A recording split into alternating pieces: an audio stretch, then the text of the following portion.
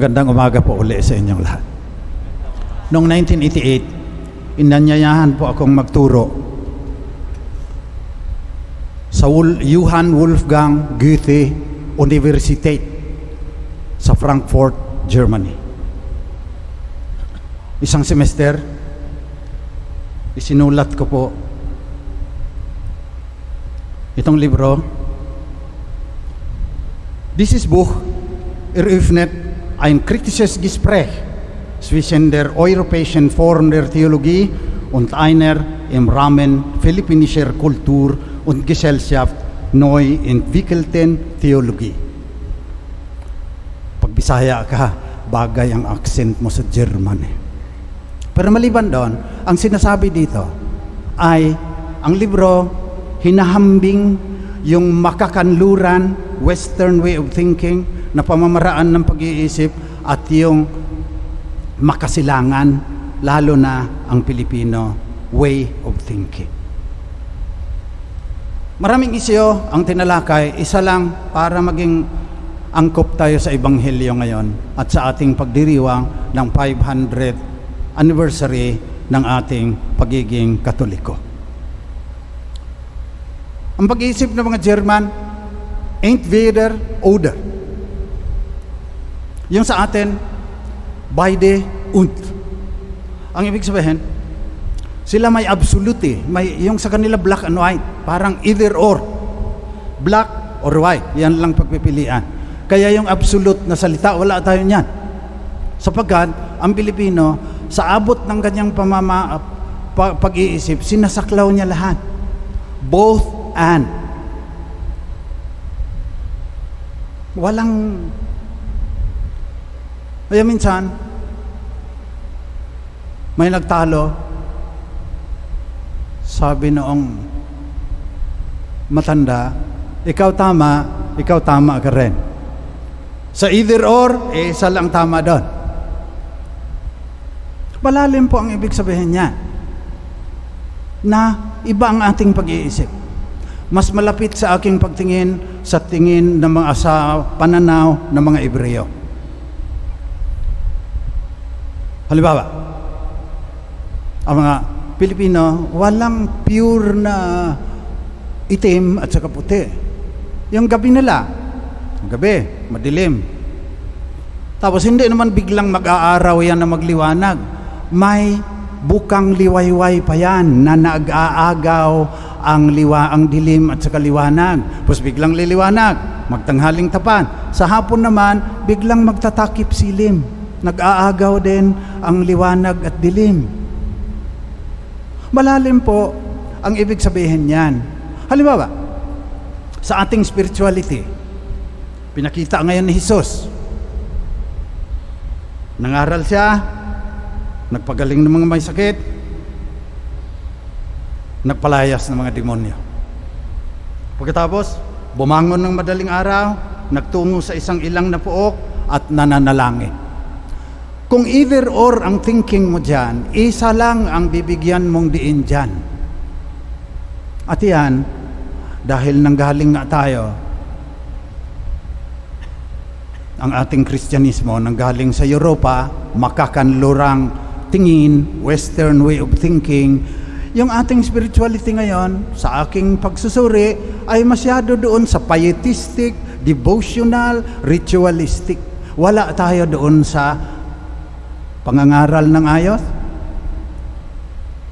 pagpapagaling ng mga may sakit, pagpapalayas ng mga demonyo. Hindi tayo masyadong magaling dyan. Pero Santo Niño, milyon ang andon. Nazareno, mas maraming andon. Mahal na Birhen, ang dami niya. Kasi either or ang thinking. Pinahalagahan yung spiritual, yung kaluluwa. Yung mga matatanda nga, nung maliit pa kami, ang sabi, iligtas mo yung iyong kaluluwa. Hindi yan pag-iisip ni Kristo eh. Ang nililigtas ni Kristo, yung buong tao. Hindi niya hinihiwalay yung kaluluwa at saka yung katawan. Kaya pinapagaling niya ang may sakit, pinapatawad ang kanilang mga kasalanan. Isa lang yan. Integrated yan. Yun ang nais kong ipaliwanag ngayon sa ating pananampalataya. Lalo na Kung ituon natin sa Ebanghelyo ngayon, si Jesus, ora et labora, labora et ora. Ora, prayer, labora, gawa. Personal holiness and social transformation. Sa personal holiness, nagdadasal tayo. Hindi ko alam kung baka hanggang vocal prayer na lang tayo, puro hingiin na lang ng hingi sa Panginoon, hindi na tayo nakakarating sa contemplative prayer. Pero, mukhang okay na rin. Dito tayo sa gawa, nahihirapan, kasi hanggang relief services lang tayo eh. Puro dole out. Hindi pinapalaya yung mga tao. Bakit? Hinihiwalay yung kaluluwa sa katawan. Magkaisa yan. Kung babalik kaya tayo sa ating pagka-Pilipino, 500 na tayong taon eh. Hindi ba tayo lumaya na? Hindi. Sa aking palagay, theology. Wala tayong sariling salita para sa sacraments. Sakramento. Wala tayong sariling salita para sa Santissima Trinidad. Nag-imbento na lang kami ng banal na santatlo. Mukhang tinatanggap naman. Pero ganun, matrimonyo, sakramento, pati Diyos. Spanish yan eh. Pag nagsabi kang bathala, naka, irehe ka na. Pag gagamitin mo yung ginagamit ng ating mga ninuno. Kaya pag hindi tayo naging totoo sa ating sarili, mahihirapan tayo, nangungopia lang tayo sa mga makakanlurang tingin. May colonial mentality tayo eh. Deep down, insecure tayo eh, na mas puti ang kanilang balat, mas matangos ang kanilang ilong, mas kulay mais, yung buhok ng mais yung kanilang mga blonde.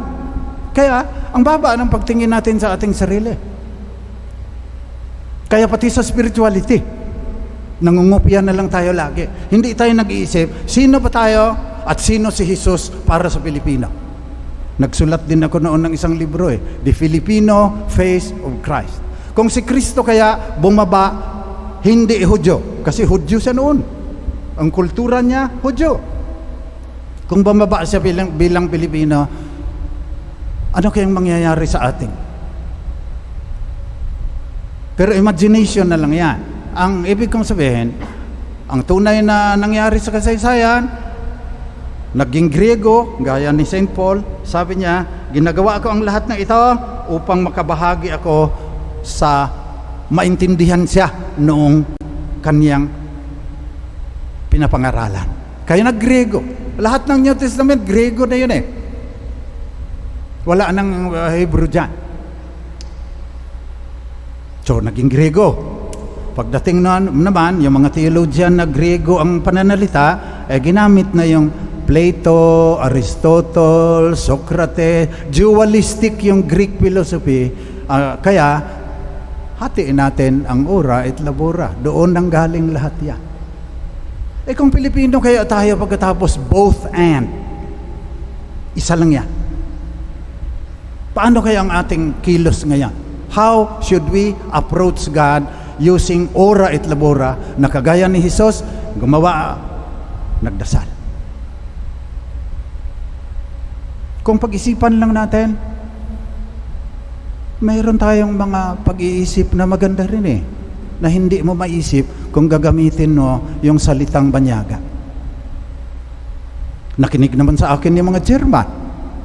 Hindi naman ako iimbitahin kung wala akong sinasabi doon.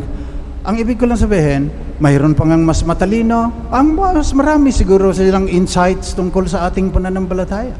Kaya napakahalaga ng pananaw.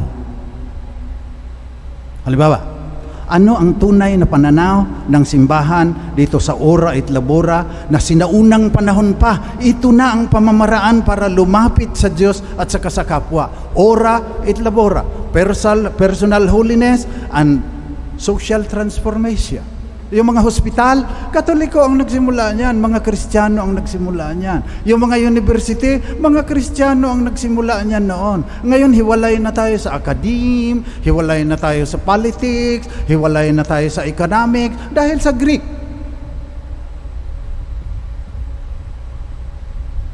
So, ora et labora. Ang una dyan, isa lang yan. Integral yan. Interconnected yan. Gaya ng lahat ng bagay dito sa universe. Ang lahat ng bagay magkaugnay. Iugnay mo yan. Para, ang dasal mo, ang siyang babalangkas kung ano ang dapat mong gawin. At yung iyong ginagawa, para mabago ang lipunan, marinig ang hinaing ng mga mahirap, magbibigay kulay din sa iyong panalangin. Integral, interconnected. Ang pangalawa, sa turo din ng simbahan, dynamic yan. Growth is an essential feature in the spirituality of Christianity. Kaya yung sinasabi ng Panginoon, a sower went out to sow. Nagsabog ng binhi, tutubo yan. Iba-iba ang tutubuan yan, uri ng lupa. Yung kaharian ng Diyos, sabi ng Panginoon, parang butil ng mustasa, lalaki yan. Growth. Ang ibig sabihin, in the interconnection between your prayer and your work, you should grow in spirituality. Kaya kailangan, may rubrics ka.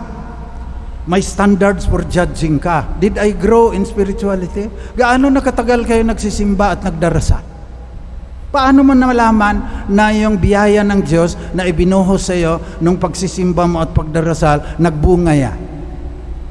Kailangan examination of conscience. Sasayangin mo yung biyaya ng Diyos kung parang wala lang nangyari, parang inulan sa gabi na hindi tumagos hanggang sa kaibuturan. Baka ganyan ang grace ng Diyos sa atin. Kailangan tayo umunlad sa ating pakikitungo sa Kanya at sa ating pagmamahal sa kapwa. Ang pangatlo, itong interplay ng ora et labora, itong spiral na you grow, you approach God more closely. Ang pangatlo niyan, may patutunguhan yan. Teleological ang tawag dyan.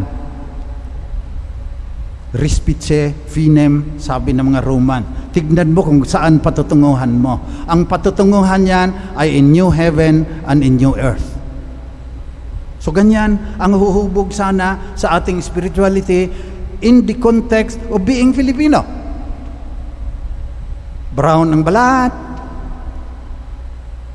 pango ang ilong ng marami, dito nakatira sa 7,000 mga pulo.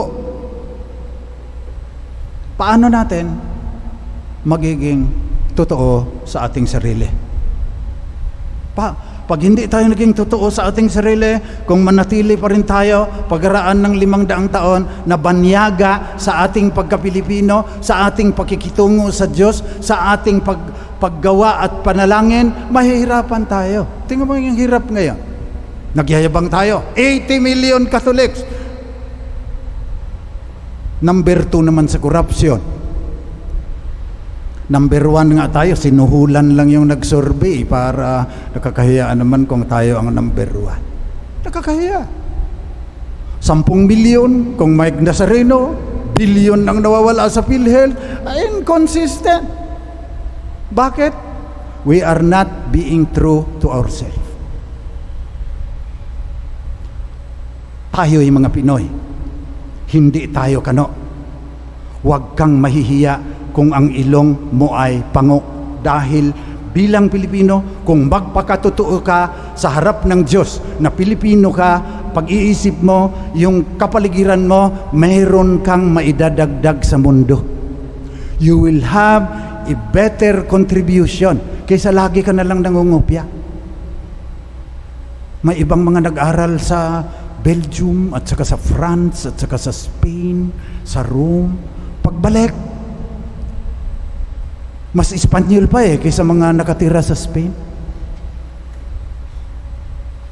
Be true to yourself and you cannot be untrue to anyone else, sabi ni Shakespeare. So yan ang ating ipanalangin sa misang ito. Na sana, itong traditional Catholic spirituality na ora et labora, isa sa buhay natin bilang mga tunay na Pilipino, 500 ng Kristiyano, at nagsisikap pa rin hanggang ngayon ng pagiging totoo sa ating sarili.